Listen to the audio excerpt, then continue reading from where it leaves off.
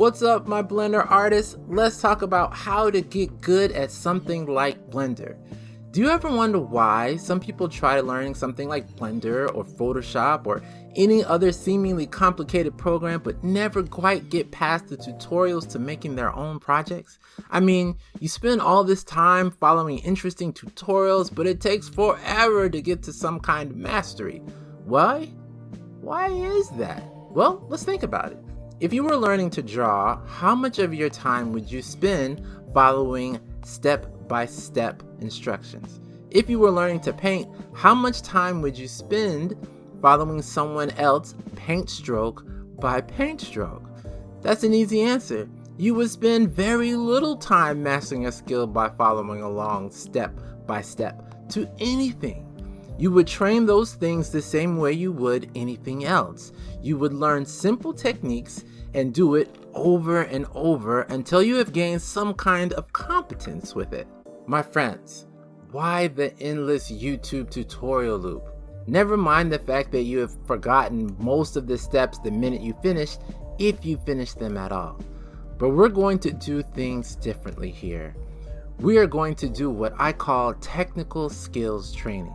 That's where you're only allowed to use the functions prescribed by the exercise. No looking up other functions, no doing tons of step-by-step, follow more steps and follow more steps. You will just use the prescribed techniques multiple times described by me. So what you are about to take part on is not quite a class. It's a training set with exercises and repetitions. I call the exercises challenges, which are spread across 7 days, and I'll tell you how many reps to do each day.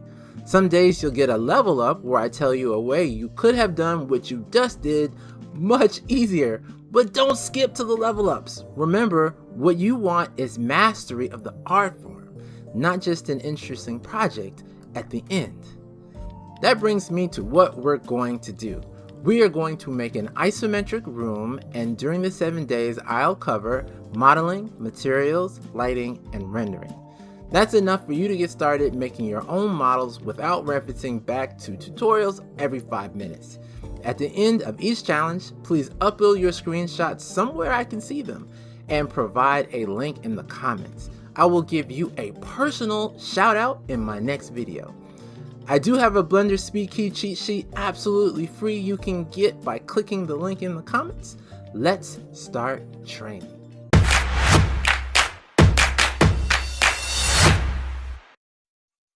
Welcome to day 1 of your 7-day learning journey to learn Blender the best way through repetition and struggle. But today, it's not going to be that much struggle. We want to take it easy and ease you into Blender. You know, some people think Blender is intimidating, so I'm just going to learn the interface today. I'm going to show you how to download Blender, and that's it. Bada bing, bada boom. Today we're done. So what you're going to want to do first is download Blender if you do not already have it. All you need to do is go to blender.org/download, and remember, Blender is absolutely free. You do not need to pay or sign up or register or anything like that. You're just going to simply click the download Blender button and install it like any normal program. I'm going to assume that you already know how to install a program, but in general, you're just going to install it and double click the install file once you have it download. So after you have downloaded and installed Blender, your screen will look something like this. Now, I am using Blender version 3.4.1. You should be good from anything from 3.0 up to maybe 3.9. After all, I don't really know the future, but for everything we're going to do, you might even be good with Blender all the way up to 4 point something, but who knows what the future holds. So anyway, we are doing Blender 3.4.1, and if you are on a laptop, there are some things that are going to be slightly different. So if you're on a laptop, there's no difference if you have a full number pad. That means a separate set of keys that are dedicated to just the numbers. If you don't have that, which many laptops do not, you're going to want to go to Edit at the very top. You're going to want to go to Preferences. And under Preferences, you're going to go to this left side tab and click Input. Now, once you have input, you're going to want to make sure Emulate Numpad is selected. There are certain keys that allow you to do things very quickly, like seeing from the front view, the side view, and if that typically only works with the numpad keys, but if you have a keyboard, you want to emulate that. The other thing is if you do not have a 3-button mouse. So if you don't have a 3-button mouse, you're going to want to, I actually strongly encourage you to purchase a 3-button mouse. But if you do not want to have a 3-button mouse or buy a 3-button mouse, you can click Emulate 3-button mouse, at which point you can just Alt left mouse button, and that will be the same thing as using that middle mouse button. So the middle mouse button, if you've never really thought about it, it's typically a mouse wheel that you can both click and roll. So when you use the Alt mouse button, you hold Alt, you hold that left mouse button down along with the Alt key and move your mouse, and that will behave in the same way as rolling that mouse wheel. So now you're all set. Whether you have a laptop or you have a full desktop, doesn't matter. We got you covered, right? We just covered that. So now let's talk about the interface. So the main thing we care about is what we call the 3D viewport, and that is this area here. When something is selected, you know it's selected because it's orange, and that's because Blender's colors are orange and blue. So when I left click on something and I know it's selected, it becomes orange. The other two things that are really important for you to know is up here, they have what's called the outliner, and all the objects in your scene are also in the outliner. So if something is selected here on the left, you can also see it over here on the right in the top in your outliner. You can see that this is a camera, this is a cube, and this is a light. So next to that, this is something that we're not going to talk a ton about, but we will cover a bit. So this is the part that is called the Properties panel, and this has a lot of different things here. It allows you to do your rendering, set up your renderer settings, do your materials, what are called modifiers. You know, I said we're not going to talk about this a lot. Actually, if I think about all the lessons to come, we're going to talk about this quite a bit because there are all of the different functionalities of Blender over here. What was I talking about? All the functionalities are most over here. The only thing that's not over here is save. And to save, which is very important, you're going to go to the file menu and save. The other thing before we get into anything else you should know is Control Z is undo.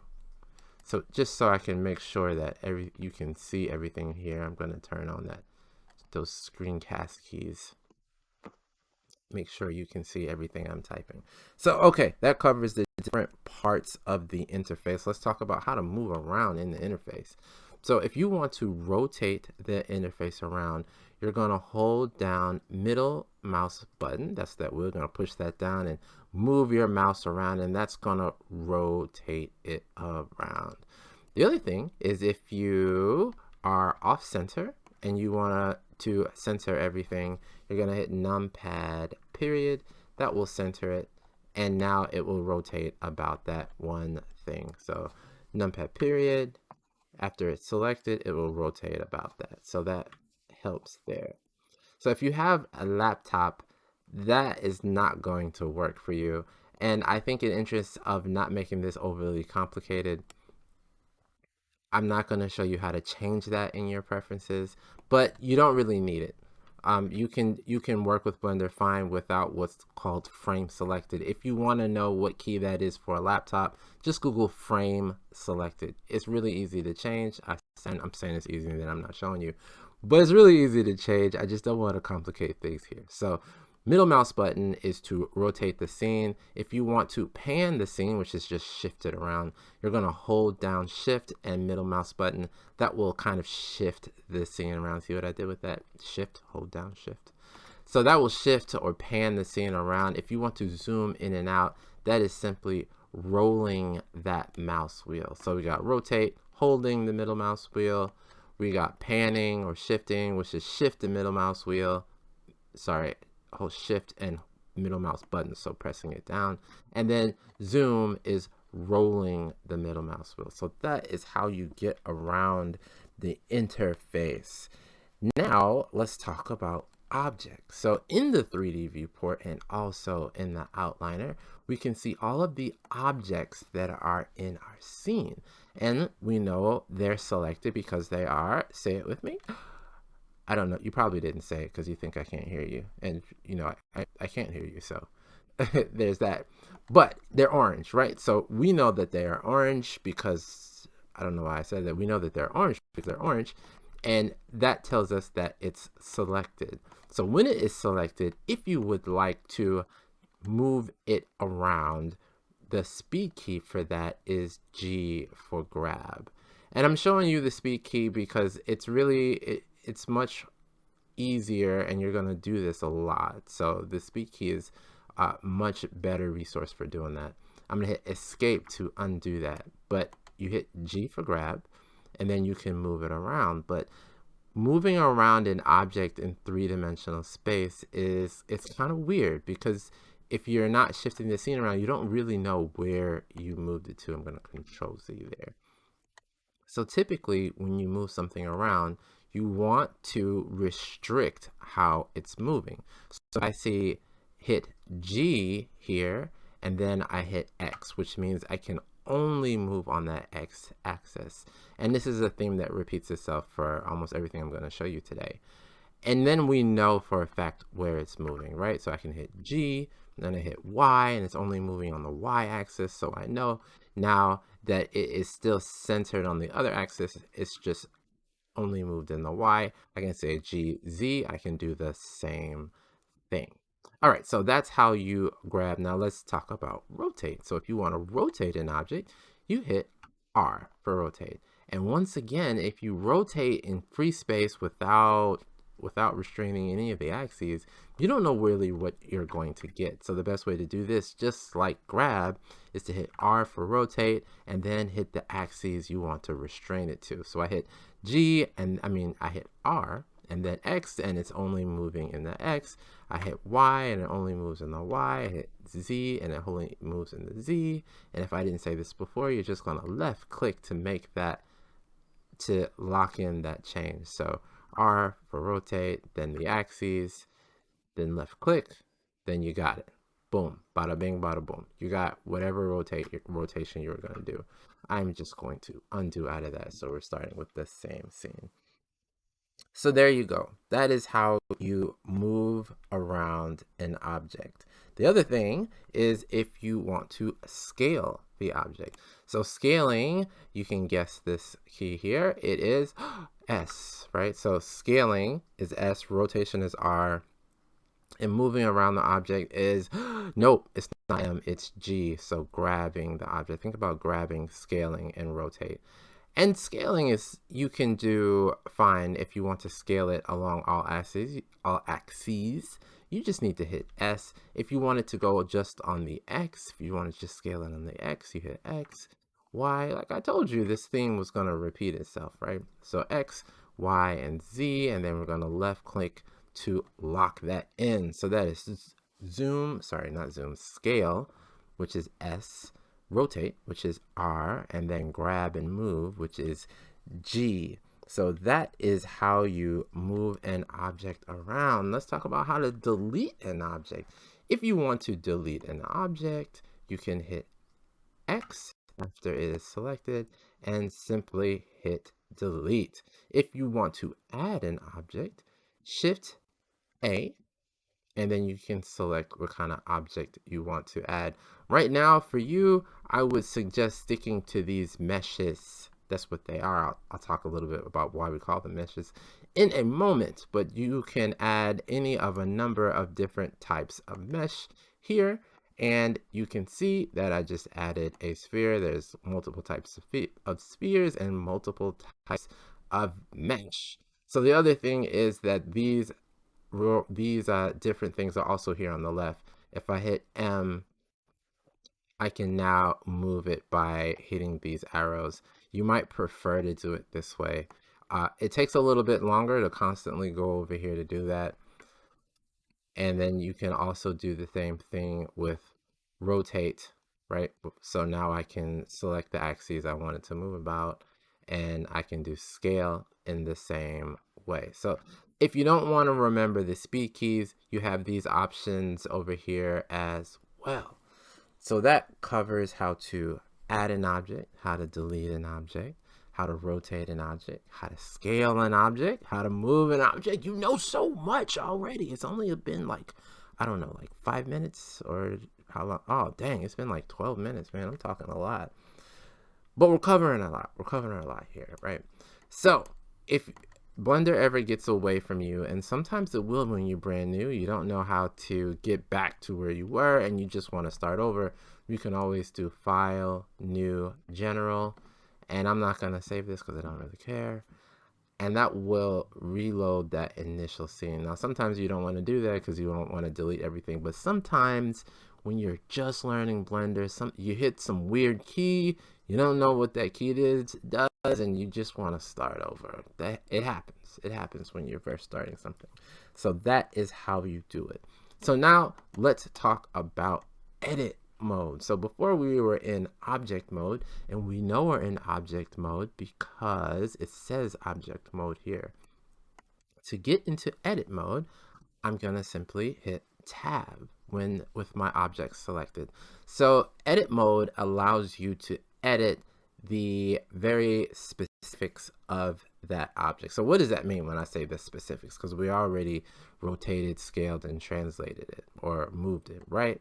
So Blender is what we call a mesh modeling software, and that just means that it is made up of a mesh of vertices, and these points here are what we call vertices, and vertices are connected by what we call edges, right? So two vertices can make an edge, multiple edges can make a face, and that is what you see here, right? So if I want to move this face, I need to select all the vertices that are included in this face. Then I can do the stuff that you already learned. I can hit G for grab, I can move it around, I can hit S for scale, right? I can hit S and then X, so it only scales on the X, and then bada boom, bada bing, we got a new shape. And then in object mode, I got back to object mode by hitting that tab key.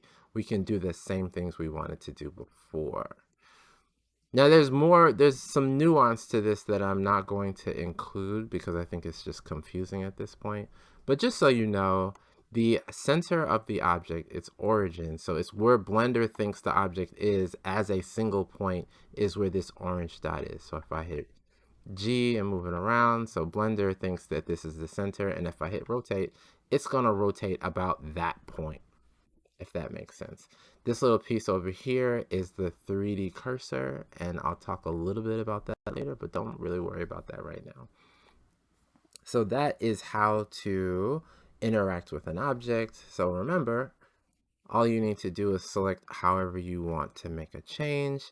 If you want to just move a single vertex, you can grab that.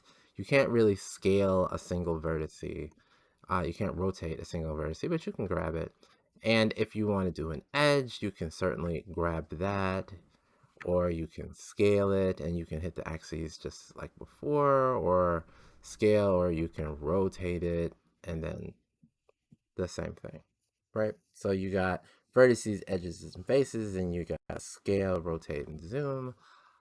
Let's go ahead and reload this real quick. I'm going to show you one more thing. So I don't want you to necessarily worry too much about the edit mode. I'm just showing it to you so you understand what it is.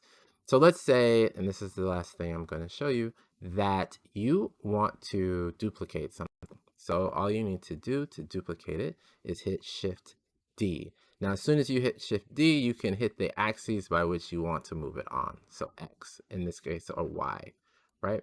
I can hit Shift D here, Y, and then I can Shift select multiple ones of these, hit Shift D, Y, and then I have 3, right?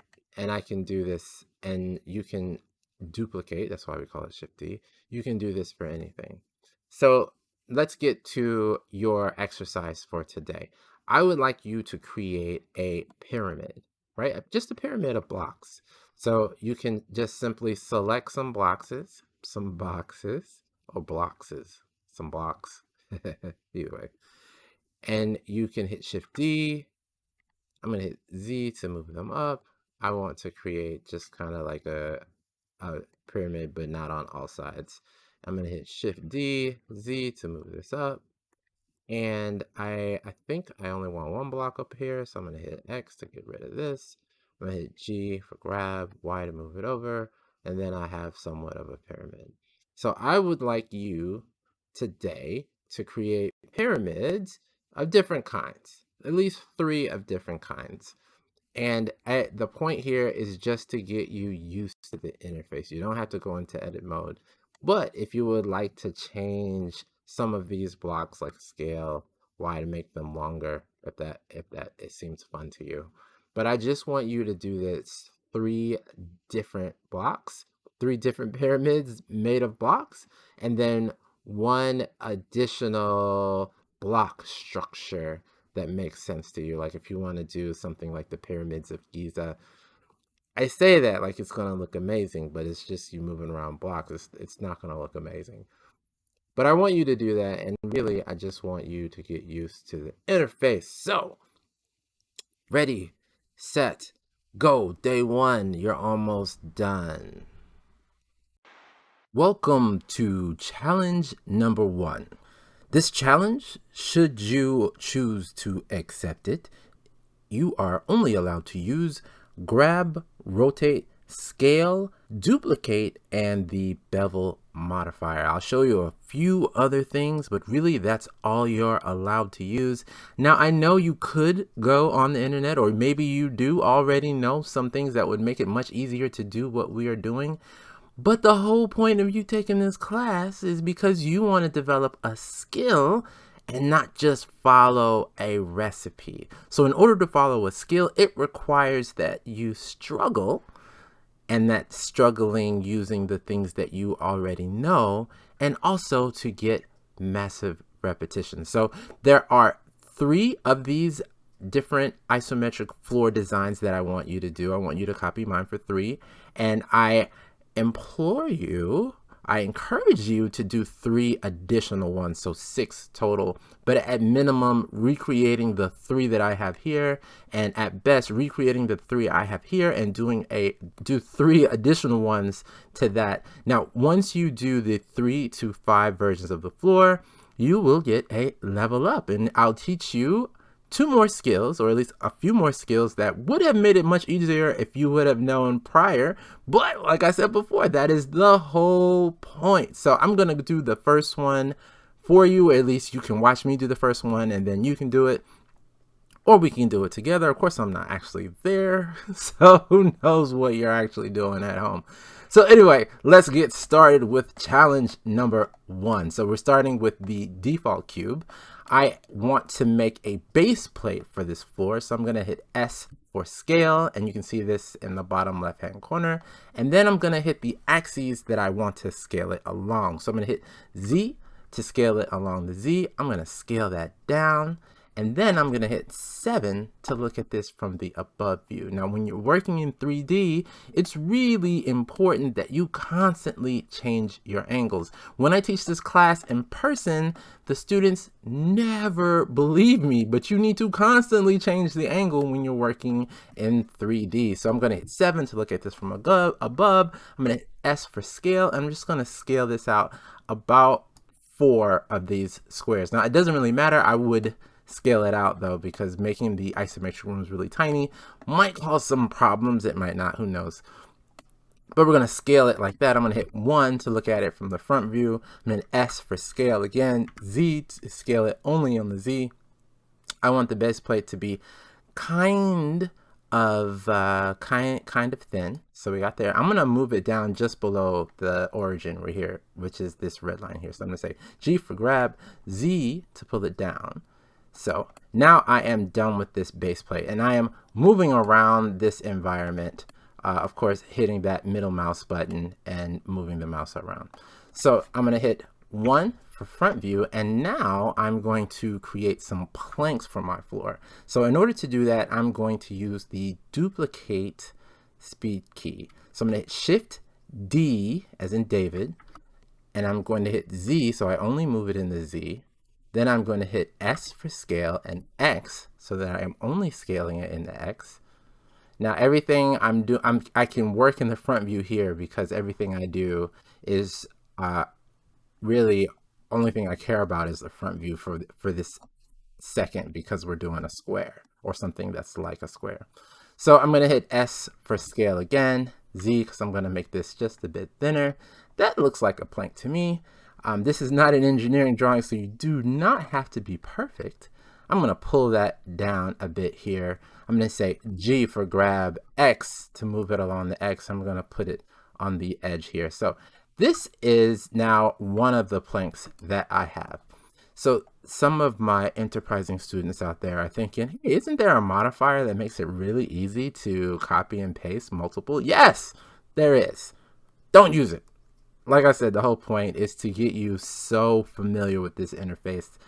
Creating with it is like second nature, like having a pencil in your hand. So we're just going to do it the hard and sometimes stupid, but really not stupid way. So in order to create another one of these, we are just going to hit Shift D, X, and we are going to move it to the right just a bit. Now this is not going to take long, and I'll show you why in a moment. I'm going to go to wireframe mode here, and that's on the upper right hand corner. We're in solid mode. I'm going to click this tab here, which is like kind of like a globe, and I'm going to just drag and select these two panels. I'm going to hit Shift D, X, and move them. I want there to be a bit of a gap there because there would be a gap there in real life if it was a plank. So I'm just going to box select those again by just dragging. I'm going to hit Shift D again, then hit X, and I'm just going to place these next. I'm just going to box select these again, hit Shift D, X, and do it again. And as you can see, we are already done. So I'm just going to select these two on the end because I don't need them. Hit X for delete. And you can see that we don't quite have coverage on the outside. So in order to fix that, I'm going to go back to solid view, hit 1 for front view. I'm going to select this bottom panel here. I'm going to hit S for scale, X. I'm going to scale it down a bit. Then I'm going to hit G for grab, X. I'm going to move it over. And now it is pretty much the way that we want it. So the next thing I want to do is show you how to rotate, because I didn't really do any rotating, but just in case in your version you do want to do rotate, it works the same way as grab and it works the same way as scale. If I hit R for rotate, and then I can hit Z and it will only rotate in the Z, or I can hit R and Y and it will only rotate in the Y, so forth and so on. You know what I mean here. So if I hit Alt A, I can deselect everything. I can select everything by hitting, A. So Alt A deselects everything. Now, let's talk about that bevel modifier.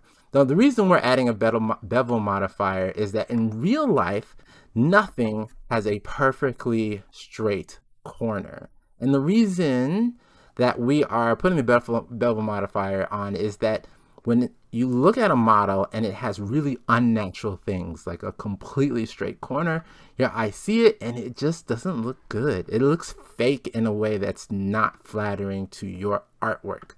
So I'm going to show you how to add a bevel modifier. This is not the only way to create a bevel. It's actually not the way that I usually do it, but I do want you to learn one modifier at this stage in the challenge. So we're going to go to the modifier panel here, which is this little wrench. We're going to say add modifier. Under generate, there is a bevel modifier there. The two things that I want you to pay attention are the amount and segment. We're going to leave everything else, so it's going to stay on edges.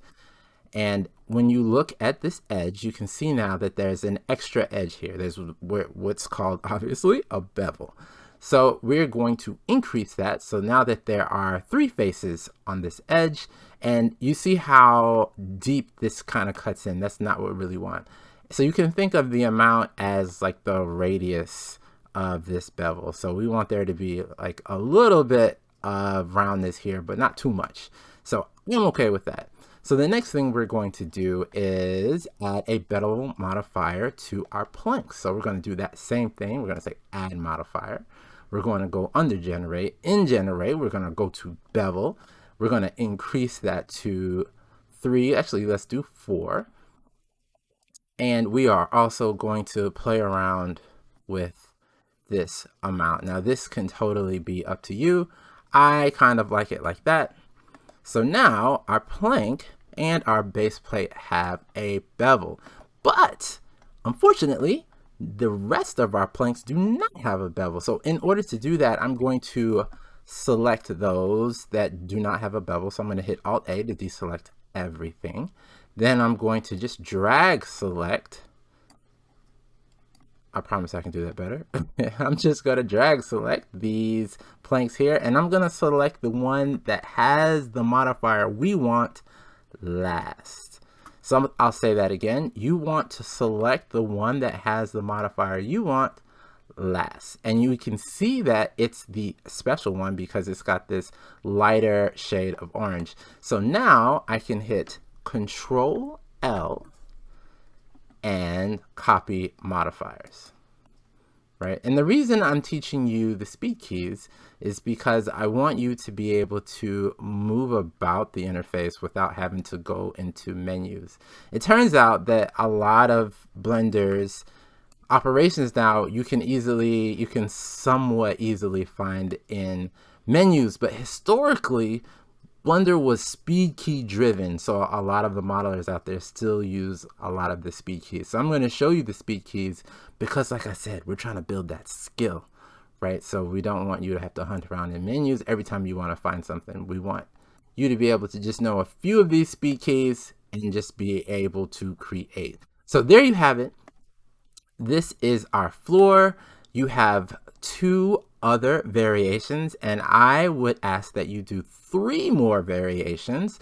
They don't have to be different. They can be the same, but please consider making them different. And on the next one, you will get your level up. Good luck. Congratulations, you have reached the level up phase for the isometric floor of the bedroom. Now the 2 things I'm going to show you are going to make it much easier for you to create multiple versions of something and to move precisely. So the first thing I'm going to do is go into front view. I'm just going to drag and select those planks there. I'm going to hit X to delete. Now don't get mad at me, but this is how we could have done it. We could have add modifier.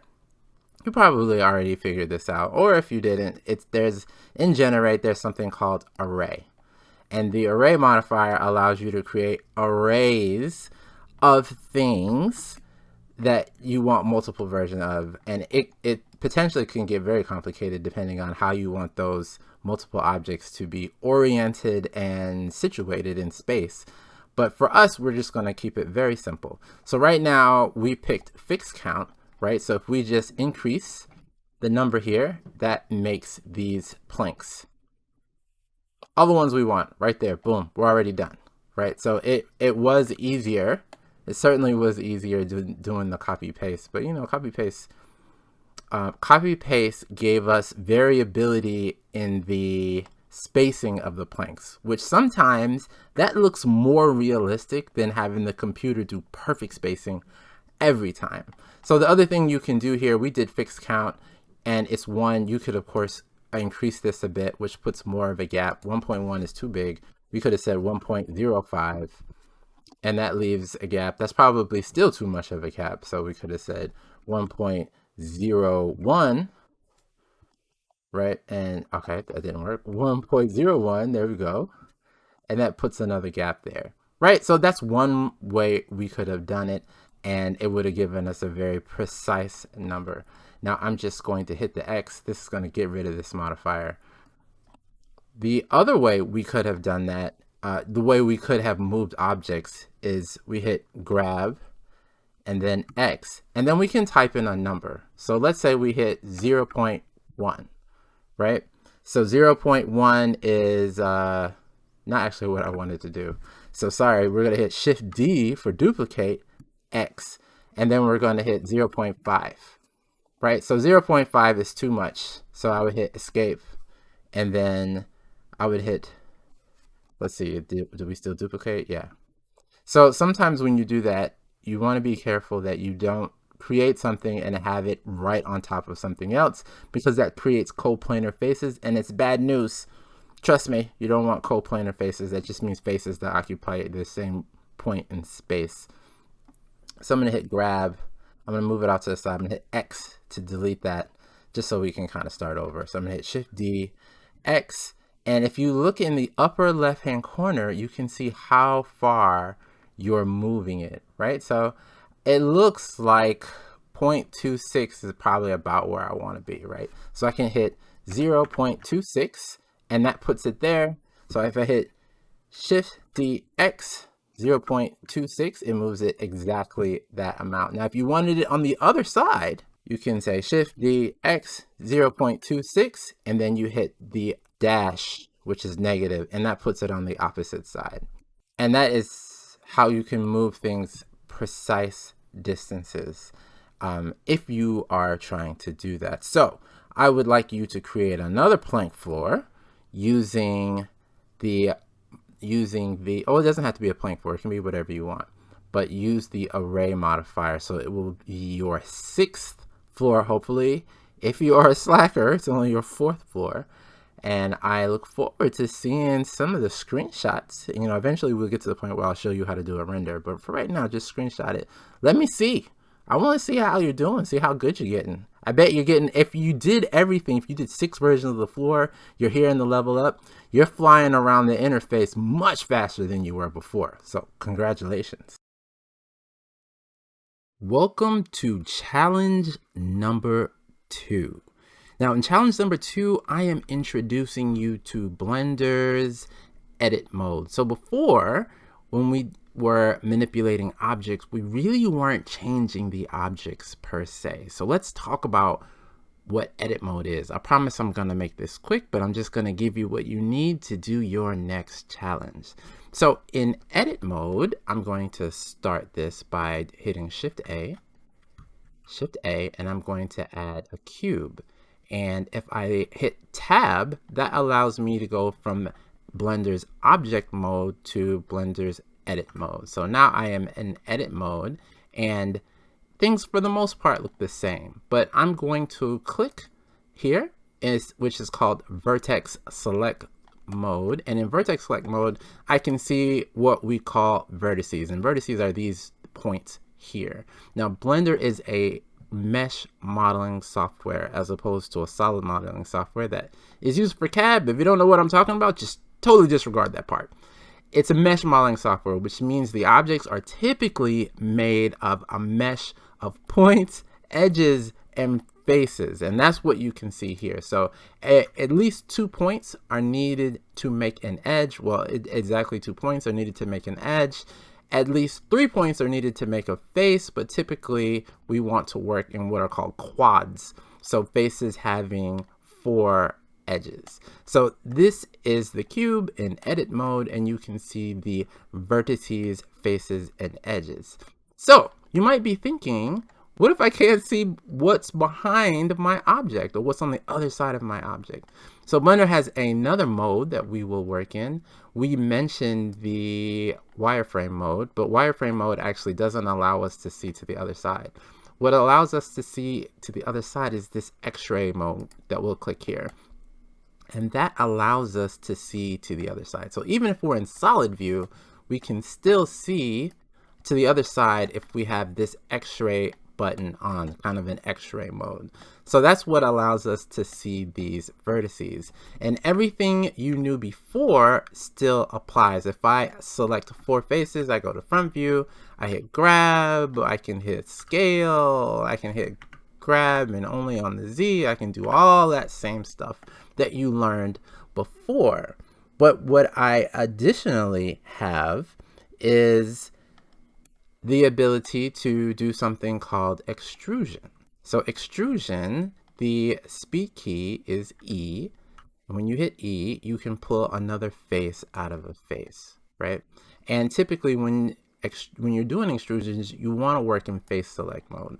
So we want to select faces because we want to be able to pull those faces out when we want to create something. So that's extrusion. That's one of the things you're allowed to use in this challenge, along with everything you used in the last challenge.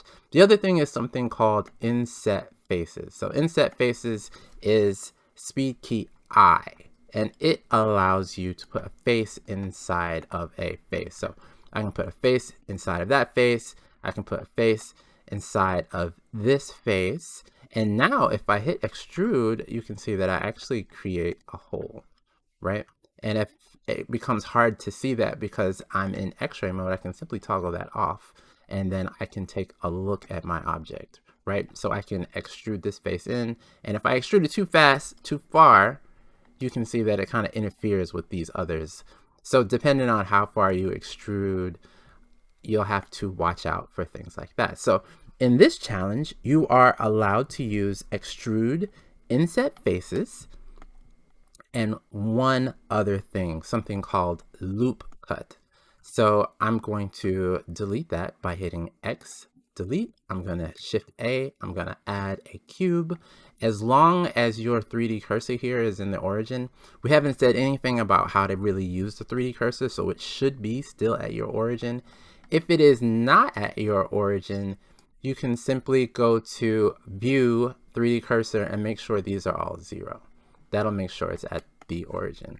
So I'm going to go into front view, and I'm going to tab into edit mode. I want vertex select mode. So up here, I want to select the one that looks like a little square dot. And now I want to do what's called a loop cut. So in order to do a loop cut, it's just Control R. Now, when you hit Control R, you can see that I have a cut here, right? Now, if I hit the left mouse button, it makes that cut, but the location is not permanent yet. I can move it to the side, but if I hit escape, it will always place it in the center. And when we do this next wall for challenge number 2, we're going to use that a lot, and you're going to become really good at using symmetry here because it allows you to do that. So I could create another cut here, Control R. I can put a cut there. I hit escape so that it stays in the center. I can hit Control R, and this is where your middle mouse button scroll wheel will come into play. So if I scroll the wheel, you can see that I add multiples of them, right? It doubles each time. So I want to have 2 of these, for example, right? So I roll the scroll wheel, so I have 2 of them. I hit that left mouse button. I do not want to shift them, so I'm going to hit escape. But now if I scale, S for scale, and in the X, I can move them symmetrically, right? So now everything is the same size. This piece here is all the same size. I can do that here again. Left click, hit escape, scale Z, pull it up. And I didn't do a good job of planning here, but I'll show you when we do the actual wall how to manipulate that. So that's almost everything. So we did extrude, inset face, and loop cut. And just so you know, you can also delete faces, edges, and vertices as well. So I'm going to go into vertex select mode, because in vertex select mode, you can see faces and edges and vertices, but sometimes you just want to select one of those. If I hit X, I can also pick which one of these I want to delete. So I can delete the faces here, and now you see I have a hole all the way through, but now I can see into the interior, which may or may not be what you're looking for. So the last thing I want to talk to you about before I unleash you on the new challenge is the origin of the object. Now, when we rotate the object, it rotates about this orange point here, which is the origin. And if we want to know what the origin of this object is, it's over here under item. Make sure you have the object selected, and you know it's selected because it's orange. Hopefully you said that. So it's selected because it's orange, and the location is here. But when you go into edit mode, the origin does not move with the object. So if I hit G for grab, Z to move it up, you can see that the origin is now down here, right? So it's still saying 0, 0, but if I say rotate, it rotates about that origin. So even though the vertices are over here, as far as Blender is concerned, the center of the object is here at this origin, which we never moved. So I want you to keep that in mind when you're moving objects around, to do it in object mode typically. And then when you want to actually move the vertices, you can do that, but keep the origin somewhere in the center. Now, if that is too much for you, you can totally disregard what I'm about to say. But let's say that your origin is outside of the object. The easiest way to fix that is to go to Object, Set Origin, and then pick Origin to Geometry, and that will put where it thinks it's in the center. Now, it didn't completely go to the center because we have a hole in this object, right? So I'm going to fill in this hole, and you can this is not one of the parts that I want you to use. I'm gonna show you anyway. But if you select all the pieces and you hit F, it'll create a face, right? So now if I say Object, Origin to Geometry, it's more in the center, right? Or at least it should be. It would normally be anyway. Anyway, you get the point. Or origin to geometry. When we get further, placing objects, we'll use the origin to do that. So let us make our wall. So I'm going to start from scratch here.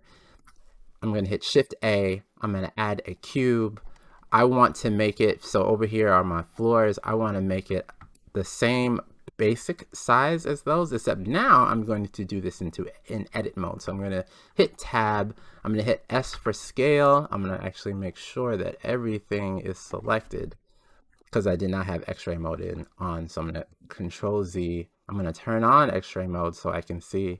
Then I'm going to hit S for scale, and I'm going to scale it so that it's 4 by 4 like we did before. So now I'm looking at it from the front view, everything looks okay. And then from the side view, I see that for a wall, it's just way too thick, right? So I am going to hit S for scale, Y, and then I'm going to keep an eye up here on the left-hand corner here for just how much I'm scaling it down. So that looks good to me. And it says 0.09. But I think 0.06 probably looks better. So I'm going to hit 0.06. And the reason I did that was because I want to make all the other walls I do, because remember, you're going to make 3 to 6 of these. I want to make all of the other walls the same thickness. So after I make it 4 by 4, I can then simply scale it to that 0.06 every time, and they will all be exactly the same. So the next thing I'm going to do is shift this up because I want it to be above the floor. So I'm gonna hit grab Z, but look what happened.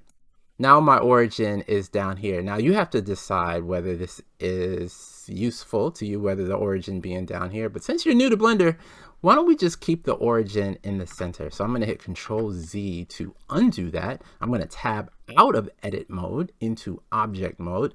I'm going to hit G for grab, Z to pull it up, and I'm just going to eyeball it. We could have done this more exact, but we don't need to at this point. So now I have my object or my wall in the center. So let's start by making a window. So in order to make a window, we're going to need to go into edit mode. I'm going to hit Tab to go into edit mode. I'm going to hit Alt A to deselect everything. I want this particular window to be on the right side.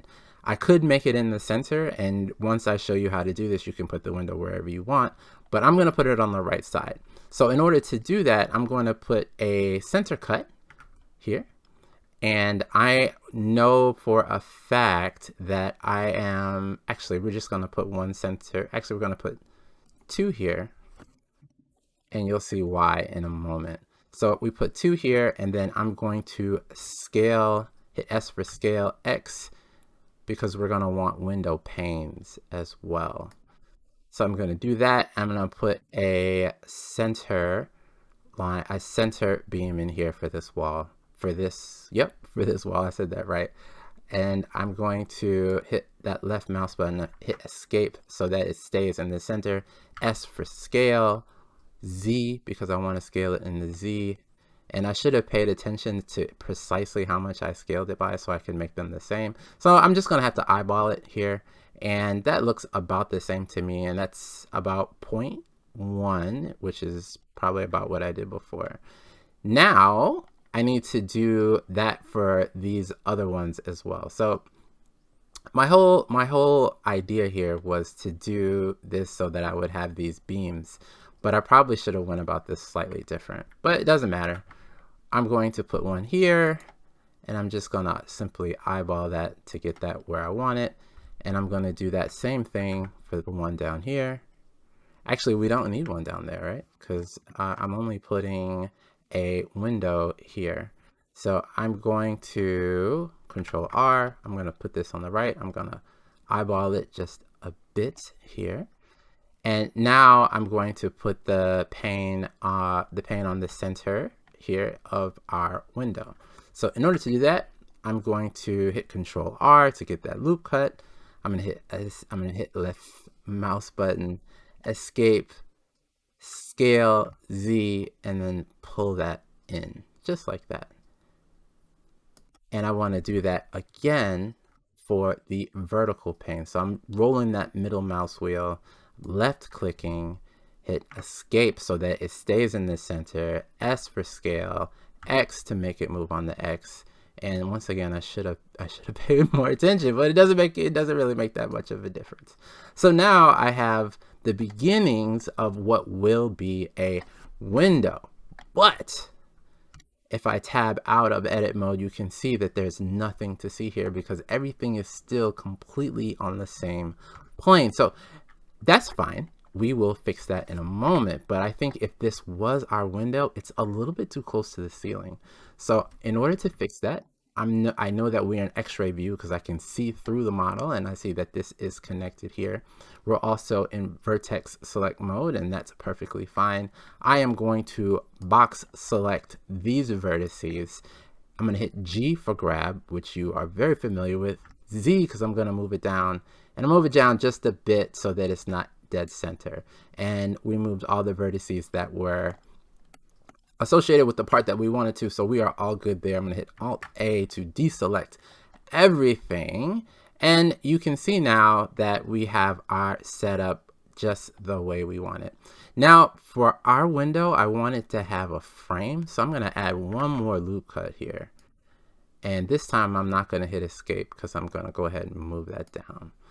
So we have the beginnings of our window here, but we don't actually have any holes. So let's go ahead and give it some holes. I'm going to go to face select mode here on the left side, and I'm going to select just these faces, right? And this would have been a good time for me to come out of X-ray mode because, yeah, so you see I selected the back of this one, but really I wanted the front of them all. So I'm going to come out of X-ray mode, make sure only those front faces are selected.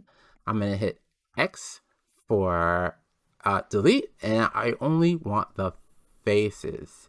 Actually, I'm not going to do that yet. Sorry. I am going to hit E for extrude and then take the extrusion back. Then I'm going to go to side mode. I'm going to hit the X-ray, and then I'm going to hit grab, Y. I'm going to get these almost flush with the edge. I'm not going to put them completely flush because I want access to both of these faces. So now you can see that we almost have this window. So we're almost done making the window. I'm going to select these back faces. So I'm going to turn off X-ray mode. I'm going to hit X for delete. I'm going to say faces. Then I'm going to select this other part. Now this is the part that was on the front side. I'm going to hit X and then get rid of faces. And now you can see that I have a window all the way through. So we've got our window. Let's go ahead and put a bookcase. Now I'm going to put a bookcase. You can just as easily do shelves by just creating cubes like you did before. And in some of the demos, you'll see that's exactly what I did. But let's do a bookcase because I think that will showcase some really good skills.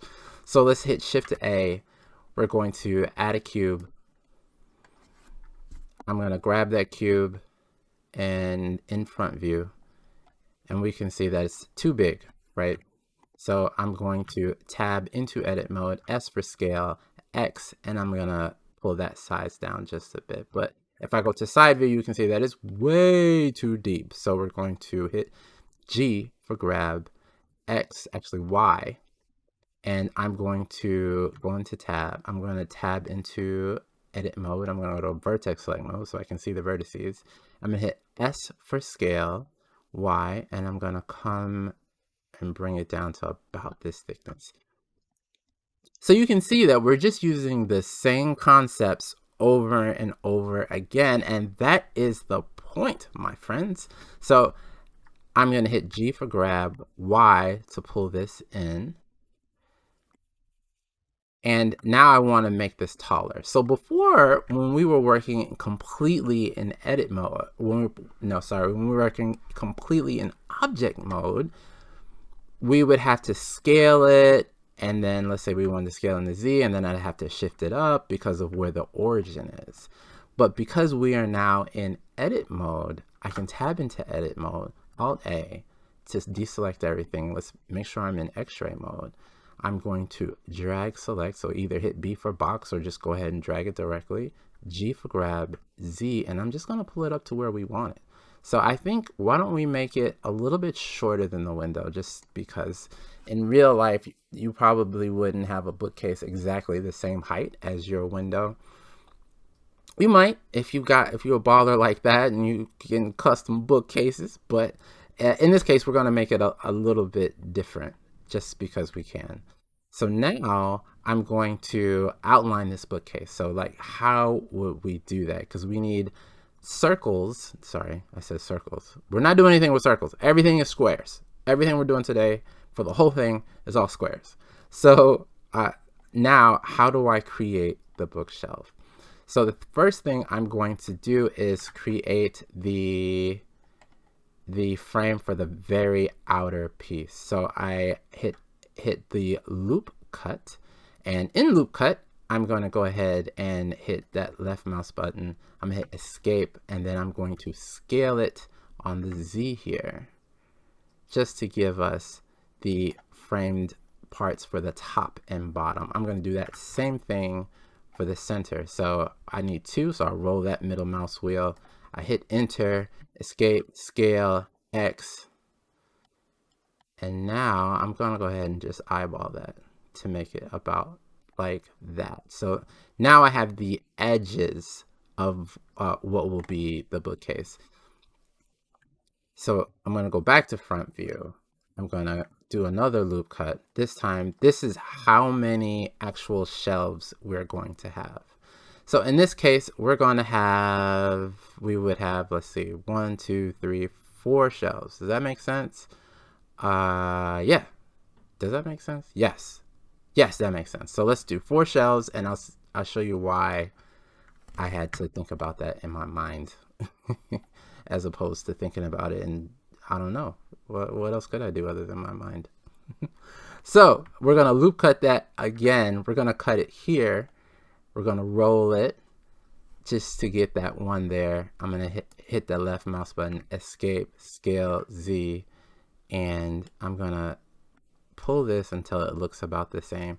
But unlike last time, I'm going to actually pay attention that this is about 2.3, right? So I'm just going to type 2.3 in here. And then I'm going to jump down to this section of it.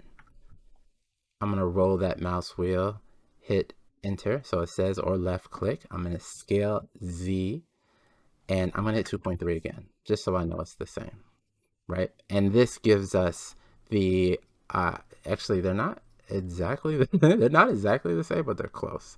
And we can fix that a bit here. So this space here is bigger than this space.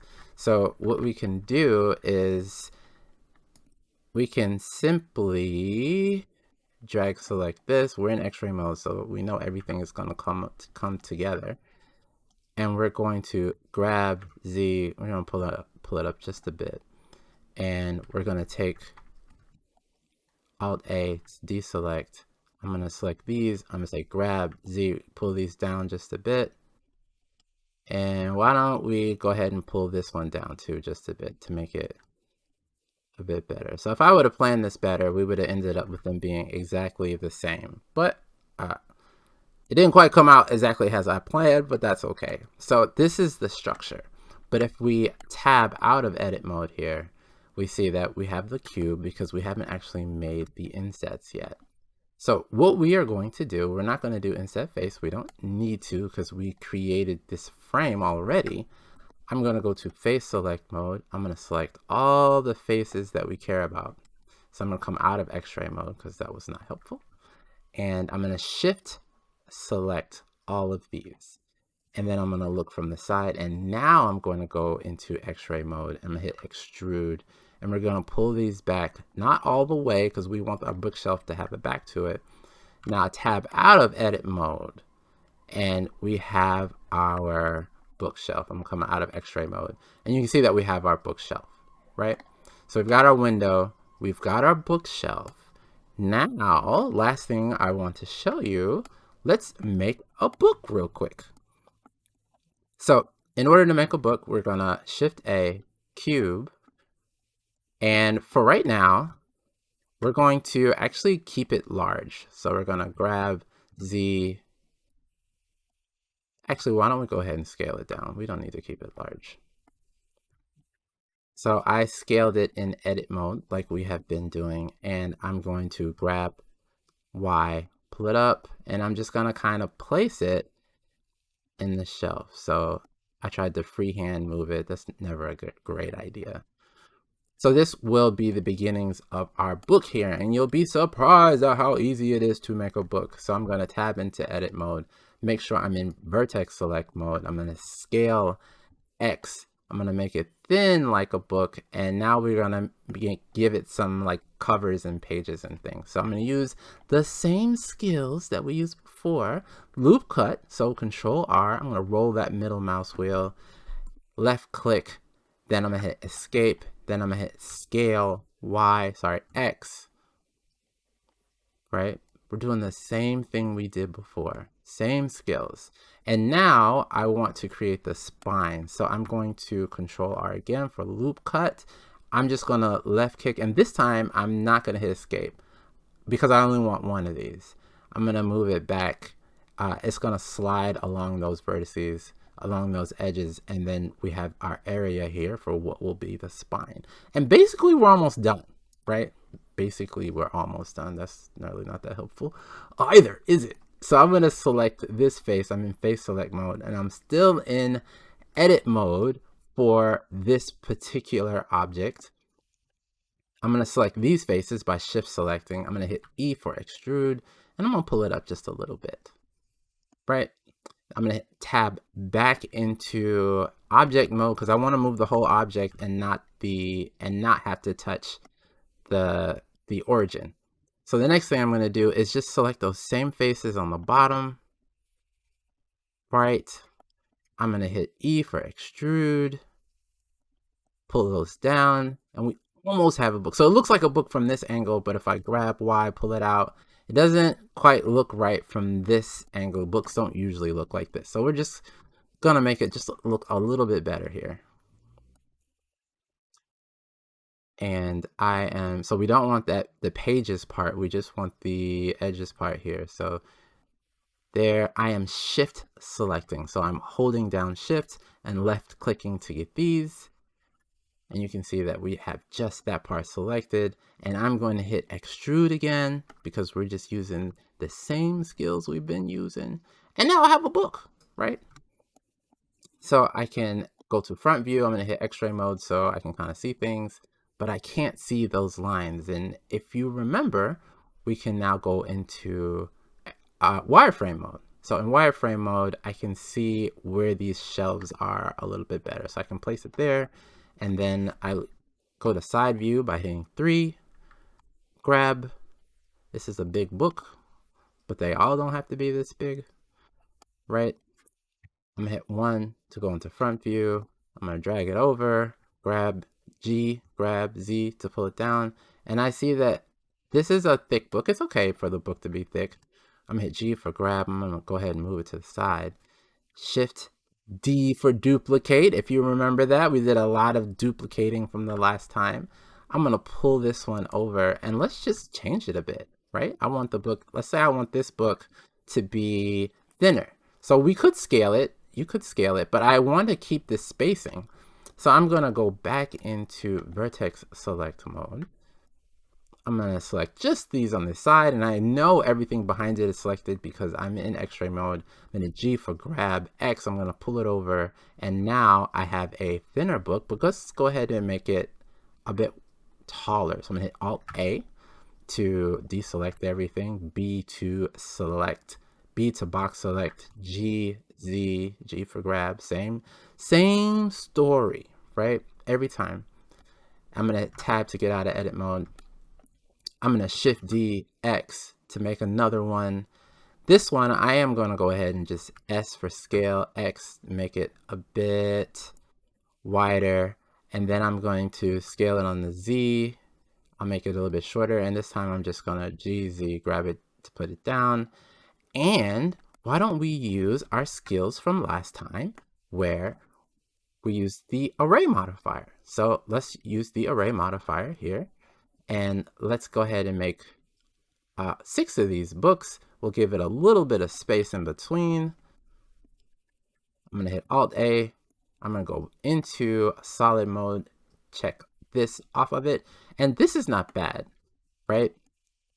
So this is one bookcase. You can also be creative. I'm gonna hit Shift D, X. You can be creative with how the books sit on the shelf, right? I'm gonna go into front view by hitting 1, R for rotate, and I want to be able to see the edges. So I'm gonna go into wireframe mode, grab, right? So I can put this book there. I can grab this book, Shift D, go down to the next shelf, and I'm going to go ahead and rotate this book. So I'm gonna hit R for rotate. About the X, I'm gonna rotate it 90 degrees. Okay, that was not what I wanted to do. I'm gonna rotate it about the Y, 90 degrees. And I'm gonna go into front view now so I can see it better. I'm gonna hit G for grab, Z. And why don't we stack some books? So I'm gonna hit D, Shift D for duplicate. And I am going to just scale this book down. G for grab, Z. And why don't I just make it like a little bit askew? So rotate, so R for rotate, Z, and I'm just gonna turn it a bit, right? So I am going to leave you to do this however you want for bookcases. I didn't mention, but you can also do frames. You can do other kinds of shelves. Just to give you an idea, I'll go ahead and show you these out of X-ray mode. So you can create bigger windows. You can do different kinds of orientations of books. These are like frames here. Used in inset face, you can create what looks like a poster. Like I said, you can do all of these things. But my challenge to you is to figure out how I did this. Now, this is created all from cubes, right? It's cubes and inset faces if you look at it.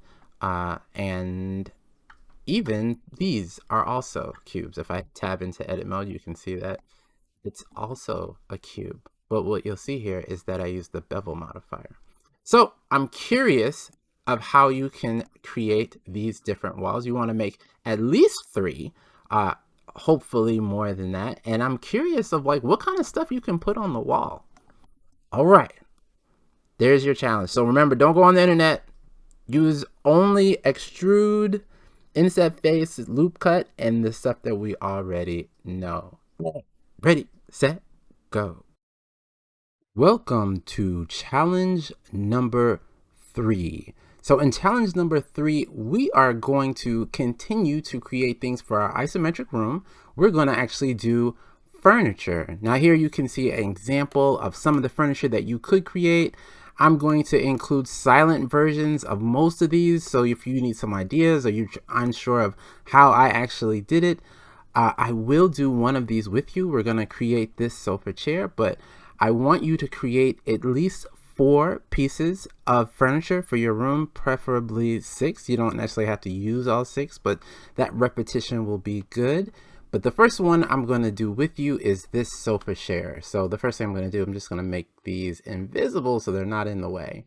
And then I'm just going to delete this because we're going to redo it. Yep. Hit X for delete. It's gone. Now the first thing I'm going to do here, and I want you to think about this as you're planning out how to create that sofa chair in your own mind, is like, how would we do that? Well, the sofa chair is mostly made, actually, let's just look at it. The sofa chair is mostly made up of squares, right? So it makes a lot of sense for us to start with a cube.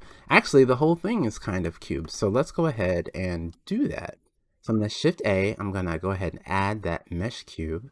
And it's not quite where I want it to be. So the first thing I'm going to do is I'm going to go into front view.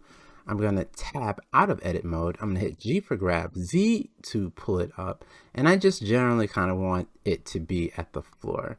Now I could have moved it up in object mode, but moving it up this way left the origin at the bottom. So now the actual object, Blender feels like the center of that object is on the floor, and that can make things easier in the end. So the next thing I'm going to do is tab out of edit mode. Right now I'm in face select mode. You might be in vertex select mode, but let's go ahead and stay in face select mode for now. So I'm going to select this top face by left clicking on it. I'm going to hit G for grab, Z to bring it down.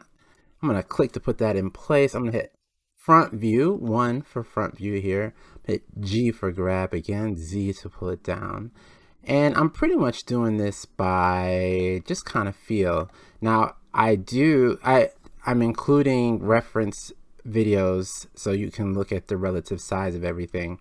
And I'll even, if I remember, well, if you remind me, just kidding, I know you can't remind me, I'll try to remember to also put reference videos for all the reference, not just reference videos, but reference photos, so you can look at those when you're actually doing this. But okay, so I am going to, now I need these arms and the back to be higher than the bottom. So the easiest way for me to do that, I'm going to go into X-ray mode by clicking this one up here, just so I can make sure I have everything selected that I need to. I'm going to hit 7 to go into top mode. I need those arms, right? So I'm going to hit Control R for loop cut. Then I'm going to roll that mouse wheel so I get 2 of those. So I just roll it once. And then I'm going to left click, hit escape because I do want it to be centered. I'm going to hit S for scale, X to scale it in the X. And now these are the arms of the chair, right? And I think that's about right. We can always change it. I'm going to hit R, Control R to get that loop cut again. I'm not going to roll the mouse wheel because I only want one of these because we only have one of the back of the couch. And then I'm going to just drag and left click it here, right? And this is the beginnings of our couch. Now this is the only really tricky part you had to think about. I am going to select the top portions here. And because I'm in X-ray mode, it's possible that I would have selected the wrong piece. Like I could have selected that one instead. When I was actually trying to select this one, I could have selected that one. Just make sure that you select the right ones. You can always hit Control Z to undo that last selection. And okay, or you can totally mess it up by undoing the whole thing. And I just shift click to get that whole thing. I'm going to hit period to center my view on the numpad. And I can see that I now have the pieces that I need selected. Now, in order to do this, you really need to be in face select mode. If I was in vertex select mode, I'm not able to only select the faces that I want, right?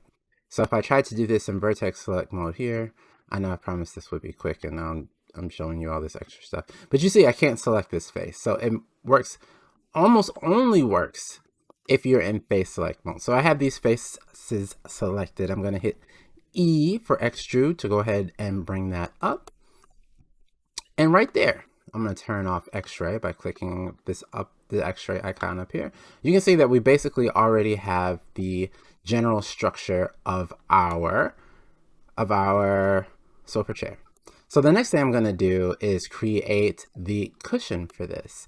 Now I could Shift A and I could add a cube and then make it the right size. But because this bottom cushion is pretty much the right size already, or I could even do this top cushion here, but the bottom cushion is pretty much the right size already. I'm just going to select this face. I'm going to hit Shift D to duplicate, Z to bring it up, and you already know how to do those things. I'm going to hit E for extrude. And already you can see that we have our bottom pillow. Now, right now it's right up against the edges, and that's just not realistic. So what we're going to do is just select one piece of this inner cushion, this bottom cushion. I'm going to hover my mouse over it. I'm going to hit L, and all that does is select the entire piece that's not connected to any other piece. So I'm going to hit S for scale, X to bring it in, to get it in just a bit, and I am okay with that. Now I'm going to hit 1 to go into front view, and I think actually I can make it just a little bit closer. So I'm going to S for scale, X to bring it in, then I'm going to hit G for grab, Z to pull it down, and that is just about perfect.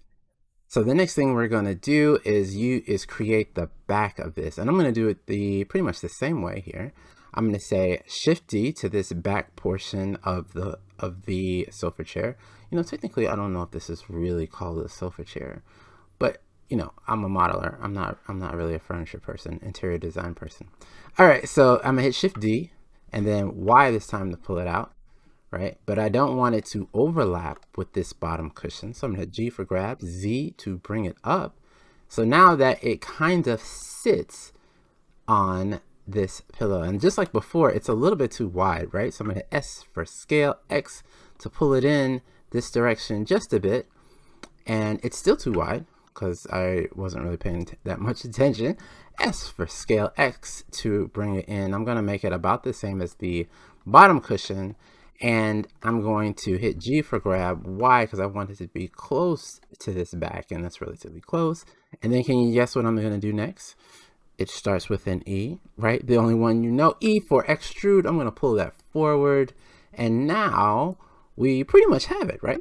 So the only thing we need to do is, you know what, let's make this just a little bit higher. I'm gonna left click there, I'm gonna hit G for grab, Z to pull it up some, and this looks good to me.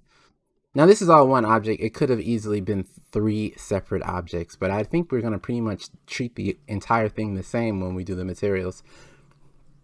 So there was no reason to really make it a separate object. So the next thing I'm going to do is add a modifier. The modifier I'm going to add in this one is our favorite bevel modifier, and you can see that it now looks like crap. But we also know how to fix that. So the first thing we're going to do is increase the segments here. That's how many segments we have at each one of these corners that we want to bevel. So I'm going to increase this to 3 for right now because I don't think we really need more than that for the moment.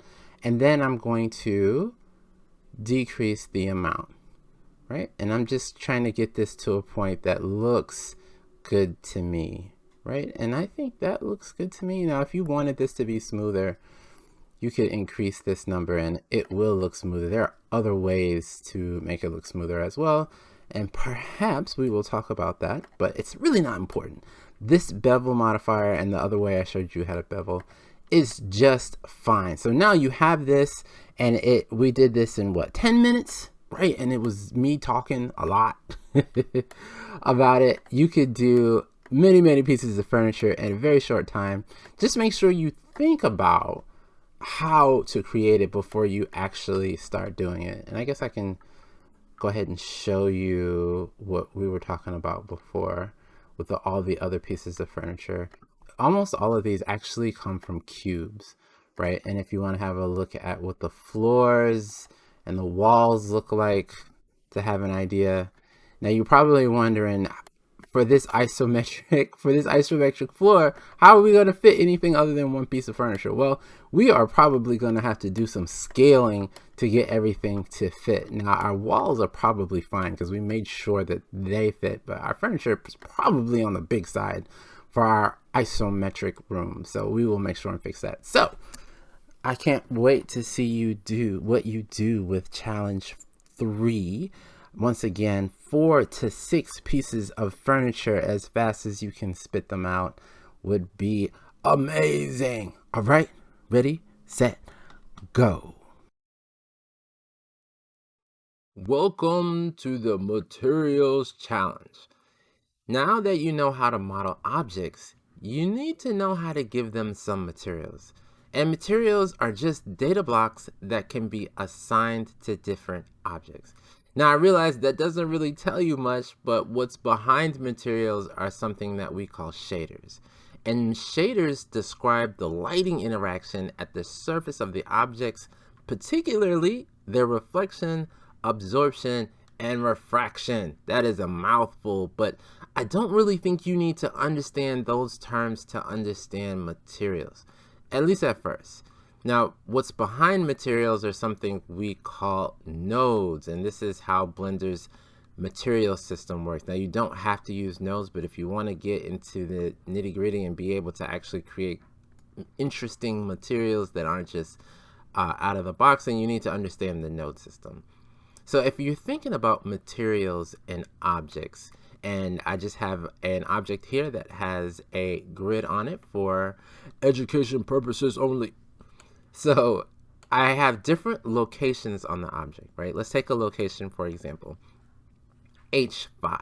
Now, H5, if we're talking about the way materials work, it has a certain material associated with it, right? And that material might have different reflectivity, it might have different absorption, or you could think of it like this. It might look like rubber, it might look like glass, it might look like a metal, and then next to it, G5 is another location, right? And there are different material properties associated with that location, and so on and so forth. So you can think of the material system as assigning material properties to different places on the object.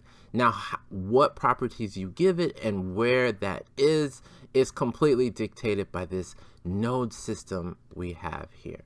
Now, how do nodes work? Now, all of these down here are nodes. Certain nodes do different things. There are tons of different nodes, and I'll go through how to make actual materials later, but I just want you to understand how it works. So we have a material output node in almost all cases, or I can't even think of one where you don't have a material output node. All cases have this material output node, and our object is completely black because we are not sending any material or shader information to our object. So I have an node here that's already selected, already put here for us. That's called diffuse. So it's just going to add a diffuse color, and you can see when I left click and drag green to green, now we have what we see as a diffuse gray color, right? So we're giving, the shader gives it information, gives Blender information to let us know to display this object like this. Now let's say that we want to also give it a color. So I could do that here by clicking on this white block, but I'm trying to make a point here, so bear with me. So if I connect my color here in RGB, you can see that it's now green. And I can change that color by moving around here. So we start with a node that says, okay, I want blue. Then we have a node that says, okay, I created diffuse color, but then we have an input here, and you could think of that input as saying, okay, but what color do you want, right? And blue is the color we want. This node says, okay, I'll make a diffuse shader of this color blue that you want and send it to the object. It gets sent to the object, and so it is blue. Now, this is a very simple version of what they call a node tree. Now, let's say that I wanted to convert this color into black and white. Well, I have a node here that I just put here ahead of time that converts RGB to black and white. So I can just left click and drag, I can drop it in between, And now you can see that my actual block is black and white. So if I change the color of the entire block, you can see that the shading changes, but it remains black and white. And so you're like, why would I ever want to do that? Well, maybe you wouldn't want to change a solid color to black and white because you can just make it black and white from the beginning. But let's say that you had something like what we had before. Now this is a texture, and textures are just images that we map to our object. In this case, I used this grid just to give you an idea of what we were talking about and how the system works. But anyway, let's say that I don't like this color, right? I'd rather it be black and white. Well, if we drop this RGB to black and white converter in between, you see that now our image is black and white. Now, what you can do to images in Blender, i.e. also textures, what you can do to textures, is infinite. There are tons of mathematical operations and color operations that exist within Blender. I can show you some of them here. These are all of the different nodes that are available within Blender's node material shader system. And you can imagine that you could create a material here with lots and lots of these nodes to do very, very interesting things. And I hope that you will, but that's just to give you an idea of what the node system does and how it works in about 5 minutes. So now that you understand how the materials work, let's talk about how to actually make materials. Now I'm going to set this up. You don't really need to do this. You can just look at the objects that you already have. But I want you to be able to see what's going on really good. So I'm going to get rid of this block. I'm going to hit Shift A. I'm going to add a sphere, right? And just to make it smooth, I'm going to go into my modifiers panel. I'm going to add a modifier called subdivision surface, and I'm going to crank that up. Now, this just gives the model I'm looking at more subdivisions. And like I said before, this part isn't important. I just want to demonstrate really clearly what's happening in the materials. But this part I do want you to know. So down here we have our timeline, but we're not doing animation. So we're going to get rid of it. So we're going to hover over that, left click, drag it up. We're going to come over here to our menu panel, and we're going to switch to shader editor. Now you could have just clicked here, but that gives you more than what I really want you to see. So we're going to do it that way. So you're looking at the shader editor, and you can see here that it is really nothing's going on, right? And that's because there's no material assigned to it yet. So in your properties section here, we're going to go down to the materials portion, and you can see that nothing is selected. So in order to select the material, all we got to do is either click new or select one of the ones that we already have. But I think it's good for you to know how to make a new one. So you're going to go ahead and click new, and that'll bring up all this information. And I'm just going to call this mat 2, just to give it a new material, right? And what comes up is what we have here called a principled BSDF. Now I'm going to make that just a little bit bigger, right? And the principled BSDF is capable of making a lot of different materials. So that is the one we're going to focus on here, and you will see why in just a second. So the next thing we're going to do is make sure that we can actually see the material, because we're not in the correct viewport shading mode that allows us to see it. So we're going to go to what's called material preview to see our actual material that we have selected. So we have material preview, we're in material preview mode, and the first thing you need to know about is what's called base color. Now everything is here, and the nodes is also over here, but I really want you to understand the node system. So let's look over here. So all right, so we have the base color system, and you're familiar with this from the last video that I can select my color just like I did before. I can select how dark it is. That's really the important aspect here. So let's go ahead and start with green. Now Blender works on what's called a metalness workflow, which means that all materials are kind of grouped into being metallic or not metallic, or in the technical term dielectric, metallic or dielectric, right? So right now I'm looking at this block and it doesn't look metallic at all. So if I crank this up to 1, you can see that it gives us this kind of brushed metal, dull metal looking color, right? So we can go from it looking like kind of like rubber to it looking like metal by only changing this metallic value. Now let's say that we wanted that metal to be shiny. Well, shininess in Blender, for the most part, you can think of as the amount of roughness. So if we take the roughness all the way down, you can see that we get this mirror finish here, right? And right now it's pretty much almost all the way down. If we crank it all the way up, it gets less and less and less shiny until finally it's completely matte, and we have something that looks a lot more like a potential dielectric, but it's actually still a metal. But if we crank it down, we have something that looks a little bit more like rubber. And if we give it a little bit of sheen and we actually give it a little bit more, we can see that now we have something that looks like plastic. So I can have any color plastic that I want, right?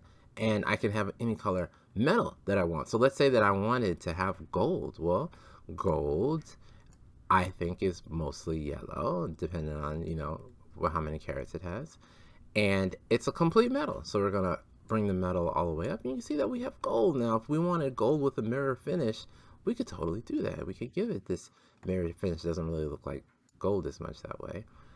Or we can, make it kind of hazy, and that gives it another aspect to it. So now you understand how to create a bunch of different colors and materials. So I want you to do 10 different materials in your objects. You should have at least 10 objects by now. And from there will come a level up. All right, ready, set, go. So now let's talk about textures. Now, when you're actually doing your modeling, there'll be lots of situations where you're not going to want to create these images or materials from scratch. You're going to just want to use some image files to give you the effect that you want. Now you're looking here at textures. Textures, like we said, are image files applied to your object. So knowing what you know about nodes now, you can imagine that creating these things using purely nodes would be very, very difficult. So what most people do in almost all cases is to use these image files to create what we call textures. So you're wondering, hey, where do I get these textures from? And look, I don't want to pay for those textures straight. Okay, so how do you get free textures / image files? So there are lots of places you can get them. I'm going to go over a few here. So Polyhaven is one of my go-to places. They only have about 317 textures, but they are very high quality. The cool thing about Texture Haven is that if you go to the initial download, you can actually download the blend file in some cases. In some cases, you'll get the JPEG or the PNG. But I'm going to show you how to use the actual image file. If you want to use the blend file, you do something called append. I'm not going to go through that here. That's a little bit confusing, I think, for this particular course, but you can look that up. But Polyhaven is the name of the site, so polyhaven.com, and that'd be /textures, and those are absolutely free. The next place you can look is a place called freestocktextures.com. This is another place that has free textures you can use. I will show you how to download it. You can see here that I'm not signed in, so you don't even have to create an account to use. Another place, and this is a good place for high quality, but unfortunately they do not have a lot of free textures. It is polygon.com. You can go polygon.com textures /free to see all of theirs. They only have about 89 free textures at the moment. But these are very high quality textures. If you get to a really high level and you're actually selling your art, maybe these are the level of textures you want and it'd be worth spending some money. The other one is textures.com, and you can get as many as 15 free textures per day. So this one you will likely need to create an account, but honestly, most of the time between Polyhaven, textures.com, I'm able to find what I need. I don't spend a lot of time selling my art though, so maybe that'd be different if I was. but you should be able to find whatever you need for the most part for free. So this is where you get the files. Now let's say that you actually found the file that you wanted. You click download just to get like any file. You put it in whatever location you want to put it. And now I will show you how to get that into Blender. So I've got Blender opened up in its normal open frame here. I'm going to go up here to these different workspaces and I'm going to click shading. And once I click shading, I have my object. It's already in material preview mode, and I have my node screen up here. I also have a place where I can look at different files to figure out what I want to bring into the actual project. The one change I want you to make really quick is to change this to the UV image editor or UV editor. So you're going to click here. This is on the image editor. You're going to go right under that and you can click UV editor. Now, just to recap, what we talked about before when we were talking about materials is that in Blender, when you have an object, you have material information for each location on the object. So there needs to be a way for us to tell Blender where the texture is on the object. And in order to do that, we do something called UV unwrap. So I just tabbed into edit mode, and you can see that I have these vertices and edges, right? I already taught you all that.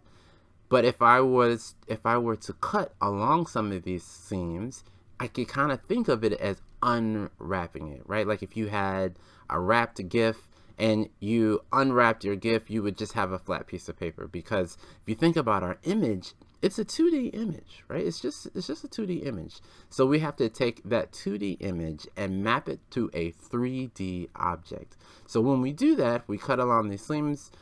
One thing we would find, depending on how we cut, is this object here, is this method of UV. I'm trying to find a good word for it here. This UV unwrapped example here, right? And if we count how many sides we have of our cube, there are 6 sides to a cube. There are also 6 sides here. So 1, 2, 3, 4, 5, 6. You probably didn't need me to count that for you, but hey, I'm a full service kind of teacher. So this is how we would unwrap. So typically, if it's not pre-unwrapped, you can select all the vertices. You would hit U, and then you can just normal unwrap. You can smart UV project. There are a bunch of options here. I'm not going to go through them, but typically, if you did have to manually unwrap it, you would just click these until you get the one that actually works. But for right now, since we're using primitives and pretty much everything you did came from a cube, a lot of them will unwrap quite easily. And if they don't, you can try some of the other unwrap options. So you can see here that we have this unwrapped block. Now we need to figure out how to get our image into this node space so that we can actually use it as a texture. So there are a couple of ways to do this. The easiest way is to open up your file that has the texture and just drag it over. Blender didn't always used to be capable of that, but it is now, and it is so easy to do. The other thing you can do is to hit Shift A, and then under textures, you find image texture, and that will also give you that. But then you have to either click new or you click open, and then you got to find your texture using the Windows browser, but you don't really have to do that if you have the folder open. So in order to navigate around in this node space, because we didn't really talk about that before, you can move nodes around by simply clicking on them, right, and moving around. I'm left clicking on it. You can hit G for grab to move it around, and I can do this to any of the nodes here. I can shift click and grab multiple nodes, right, and then I can hit G for grab. We can move them around. I can also hit A to select all. I can hit B for box select, and that will also allow me to do that. In order to get rid of one, I think I already told you that, you can hit X, Control Z. Usually you can Control Z to undo, but I must have done something weird, so I'm just going to redrag that over again. Like I said, it's so easy to pull it in like that. Now to connect them, I just simply drag over, And now you can see the texture here. But I don't really have any control over the way that this is displayed. And if I look over here, I can zoom out with the middle mouse wheel. I can also zoom out with the middle mouse wheel in the shader editor.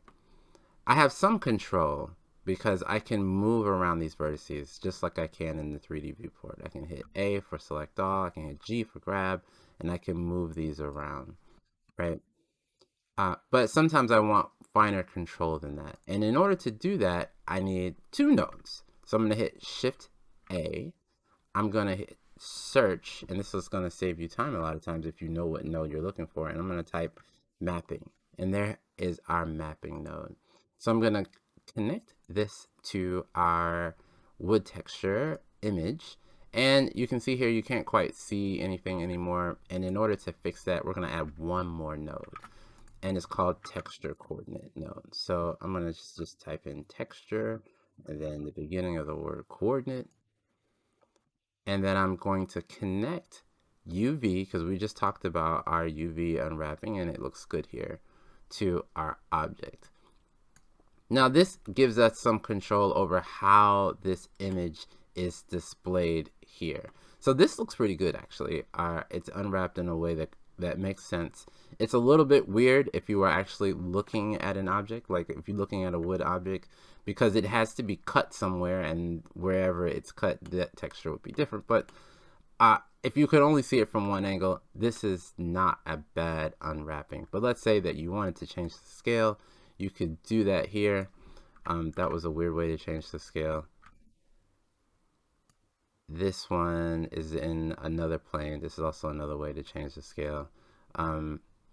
You can reset all default values by right clicking on it, and then you can kind of set everything back to default. But in this case, it set it to 0, and that doesn't work for scale.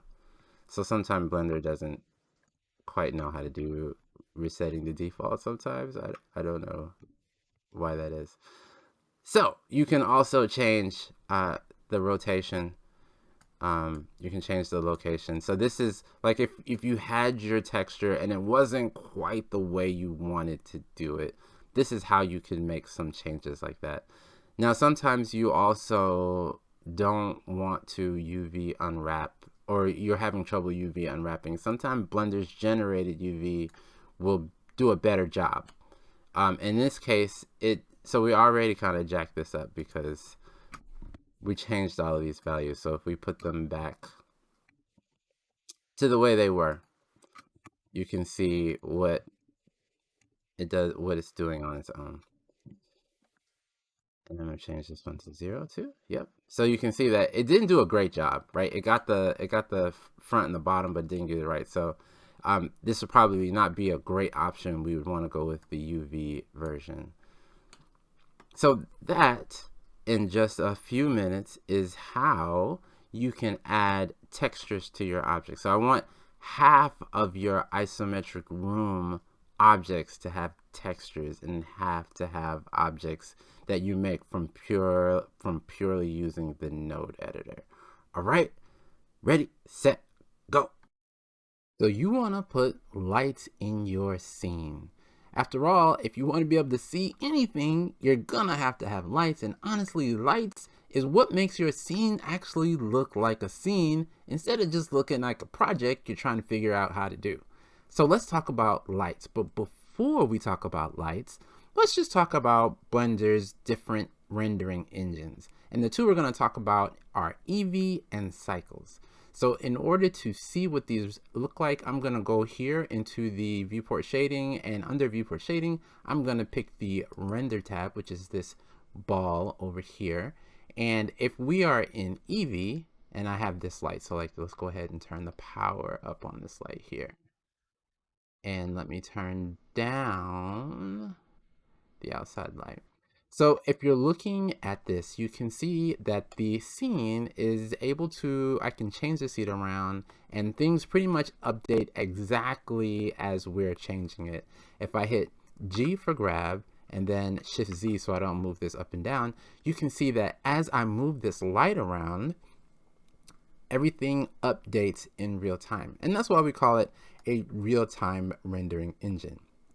Now, if I were to switch to, and I am going to switch to the cycles render engine, now Blender has to do the calculations for how light is behaving in the system. So if I hit G for grab, Shift Z so that I don't move it on the Z, and you can see that now when I put, every time I put it, it takes a second for Blender to figure out what are the effects of putting the light there. So I'm going to hit G for grab, Z again. I'm just going to shift it over there. And for right now, I am going to shift back into the Eevee rendering engine. So if you want everything in your scene to look the most realistic, cycles is what you want to use. Now, if you can get by with the effect that you want and use Eevee, Eevee's going to save you a lot more time. So there will be times in the next few minutes where we'll use Eevee, and then we'll switch to cycles because that's our only choice, and I'll show you why. But so now you understand what Eevee is, and you understand what cycles is. Cycles and Eevee, particularly cycles, have a bunch of different characteristics and, you know, knobs and things you can turn in order to change different things, but now you at least understand what they are.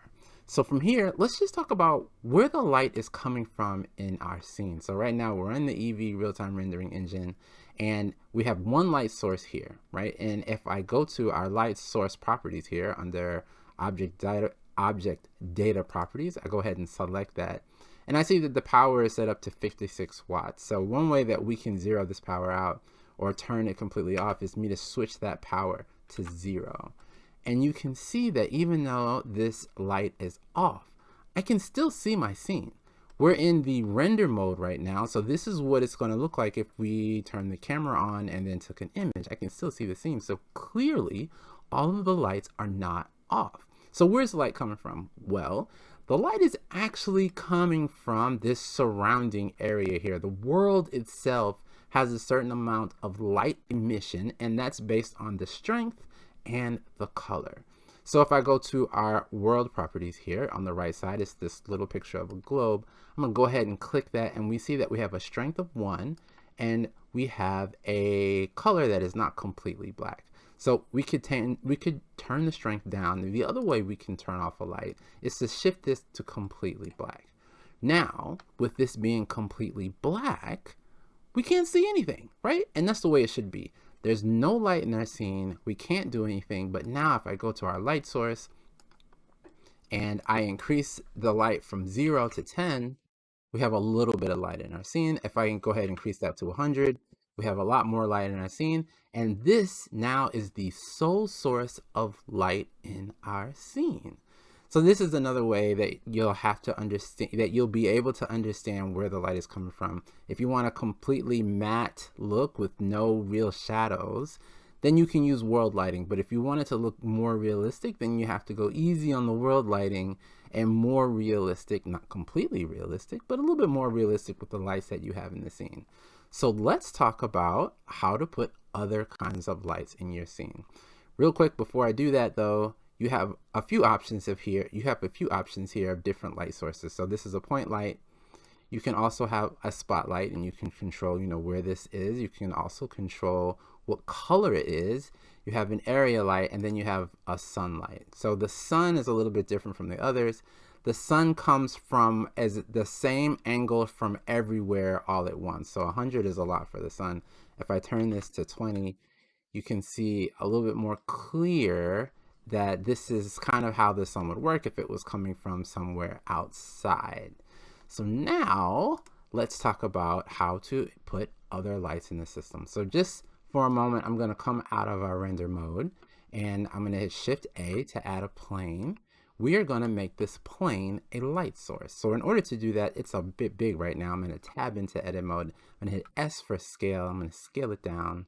Then I'm going to hit tab to get out of edit mode. I'm going to hit Z to bring it up. Now let's make this a light. So if you want to take an object and make it into a light, we do that through the materials. So we're going to go to the materials panel over here, and I already have something called light, but let me show you how to actually make it a light. So any new material is going to look like this, and the way that you make it a light is that you turn the emission strength to something other than 0, and you give it a light color. So right now this one is set to 10. The emission is white. Now if I go to my render mode, you can see that the only light I have is still that point light over here. And that's because when you want to light things through a material, it only works in cycles. So now it means I have to actually go into the cycles rendering engine in order to see what this looks like. So I'm going to go over here into our output properties, sorry, not output properties, our render properties, and I'm going to select cycles, right? And now that I've selected cycles, you can see what this light actually looks like in the scene. So we have our point light over here, which you can't see, and you have our actual material that is putting off light here that you can see. So now you understand how to take any material that has this principal BSDF, you can turn into an emitter. Now there are other ways to make emitting colors, but I think for right now, this is the only way I want to show you. So we are going to now do some changes to our scene. So I switched out of render view mode. We are now in material preview mode. I am going to delete this material here. And now, in order to make our scene look more realistic, let's go ahead and make this light bulb, because it is a light bulb. Let's go ahead and make it emit light. So in order to do that, I'm going to go over here to the material. This is a light bulb that I downloaded from the internet. And it turns out that, yes, it does have this principal BSDF. And in order to get this to be the correct, in order to get it to be an emitter, I am going to turn this up to 10. So now that this is 10, and I want to see what it looks like,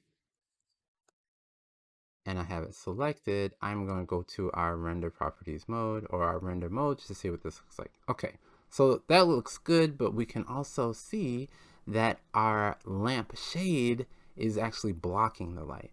Now there's probably ways to get the light to shine through this lampshade, but the easiest way to do this is we're just going to select our lampshade. Turns out that it is also using the principal BSDF, and we are just going to turn up our emissions for the lampshade. So let's just put 2 here. We're going to leave this dark color because I think that makes the most sense for the type of light that it'll put out. And I'm going to deselect it just so you can kind of see what it looks like. And now this is what our scene looks like. So we have this point light over here that you can't see. And then we have our lamp here that you can see. And we have a bulb at the top that is giving out a certain amount of light, or a bulb inside that's giving out a certain amount of light. And that's what you see here in the reflection on the desk. And then also we have the lampshade, because the lampshade is actually a diffuser, right? It diffuses the light from a light source. But it certainly looks like that, at least for the most part, it looks like that, as we have made it a emitter as well. So now you understand how to go into your scene and make anything a light that you want. Whether you want to use actual light sources native to Blender, or you want to take a material or object and make that a light source. So remember, if you do decide to make a material a light source, you are going to have to do it in cycles. Otherwise, you can go to Eevee, which is the much faster option. You can still see our lampshade as a light source, but it's not really giving off any light. There are ways to get around that, but for right now, I don't want you to think about that. I want you to use what we've done here, and I want you to give all of your scenes at least 4 different lights. So that's 4 different lights. So be creative, find objects that would have light, might give off light, make something that looks like that, and then put your light in the scene. Or just be creative with how light might be coming and bouncing around, and might make your scene look more interesting. All right, I will see you on the next one. So now it is time for the last challenge, and this one is the render. And the rendering, as we mentioned before, is how we create those images and animations and video files that you want to put on social media or show to your mom and dad, or generally just show to whoever wants to see what you've been doing. So we're not going to do an animation this time because we're just doing this isometric room, but let's talk about how to actually do the render. So render, because it's an output, you can think of as being a camera function. And for that reason, there is a camera in our scene. So the camera here is this pyramid looking thing here. It's also here on our outliner. It's actually called camera, and it comes default when you open a new scene in Blender. So a camera functions like a normal object. You can grab it. Scaling it doesn't really make a whole lot of sense, but you can grab it and move around just like you would any particular object.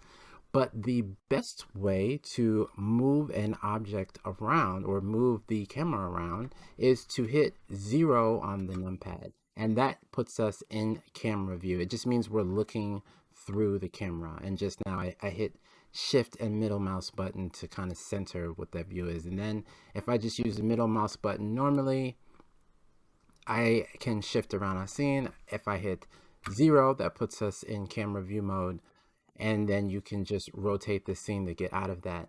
The other way you can get into camera view mode is to hit this camera view icon, and that also puts us in camera view mode. So for all my laptop people out there that have not set up their keyboard in order to emulate numpad if they don't have one, that is how you do that. So now that you know how to go in camera view mode, it is not so easy to position your camera like this. If I hit G for grab, I can move it, but it's not super easy for me to get the precise scene that I want.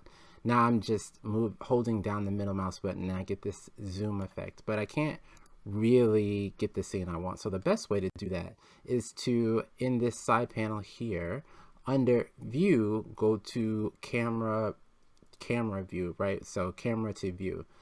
So in order to get there, I'm going to make it so you can't see it. There's this little arrow here, and you can click that little arrow, or you can simply hit N, and this will show this side panel. And if you go into view and you click camera to view, now when you move around your scene, the camera comes with you.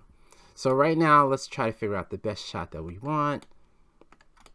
This shot looks okay to me, and like in the other one, you have the lighting set up the way you want. And just before we take this render, I can click here on render view to see what it's going to look like. And I think it might be better to be a little bit closer, but actually, let's go back to view.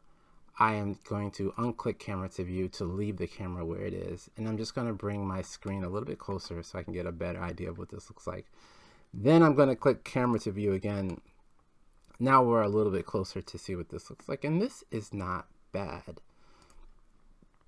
So now if I click camera to view, well, not camera to view, I hit the render. When we go to render mode, you can see, oh, this is not bad. This is not bad for testing or showing you how to render. So let's come out of our render view mode. So now you know how to view something. We already talked about the type of renderer, cycles versus Eevee, but that's here in our render properties tab. We can pick between Eevee and cycles, and remember, Eevee is the one that does real-time rendering. It's much faster. If we go to our render view in Eevee, we can see that it's much faster, and because the way our scene is set up, it's actually not a huge difference between the two. But we're going to use cycles because I want you to know how to use the one that's going to probably give you the highest quality render. In this case, it's not a big deal, but you might care about it later.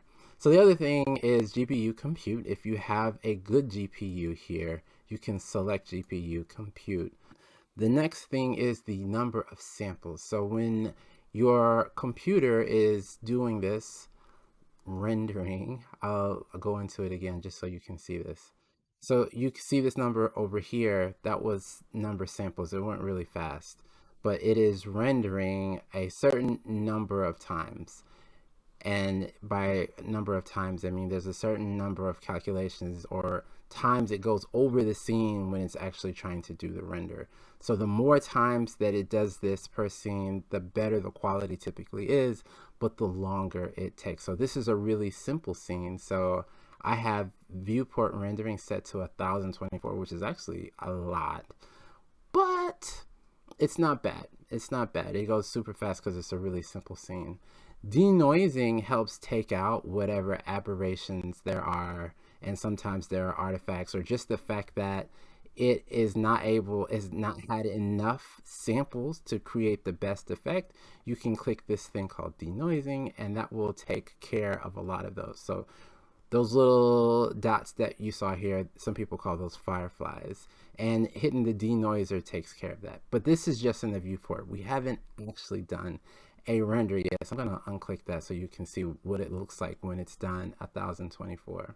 So if you have a more complex scene, you want to probably put a lot less in this.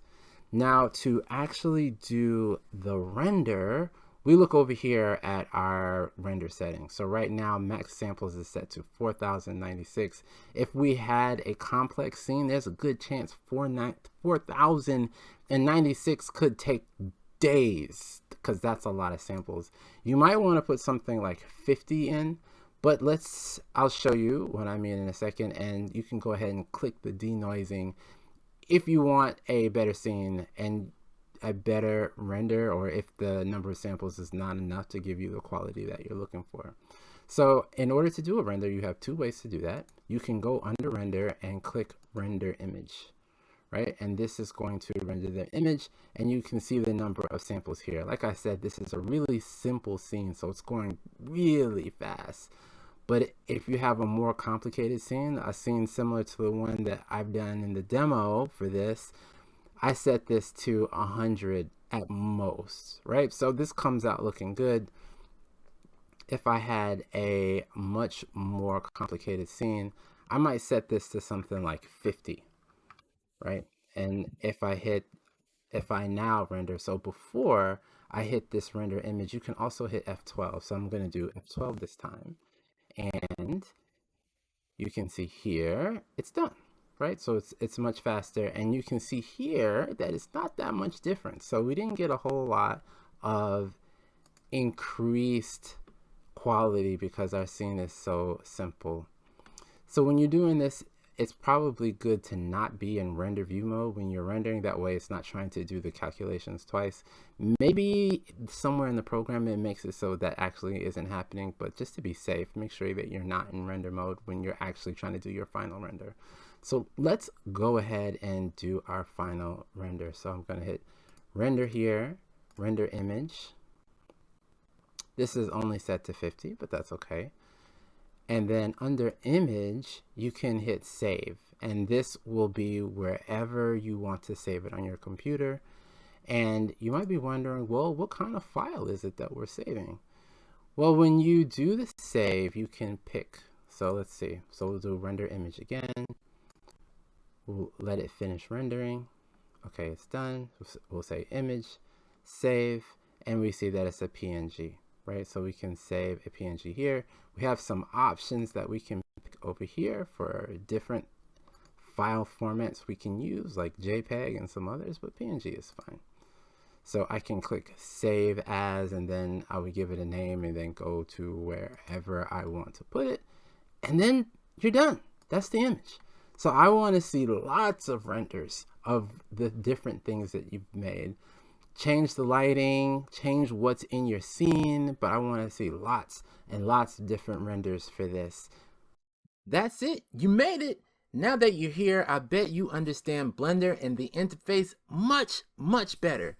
And if you did all the exercises, then I bet you're flying around the interface like you made it yourself. Or at least you're on your way to that point. Please upload everything you made somewhere so I can see it and I can shout you out on the next video. And remember, if you want to get good at something like Blender, then doing many small projects to learn a technique is way better than one long project. And if you want to learn more about Blender, or you want my speed key cheat sheet, or otherwise want to be a part of the EduCraft training team, click the link in the description and let's start training.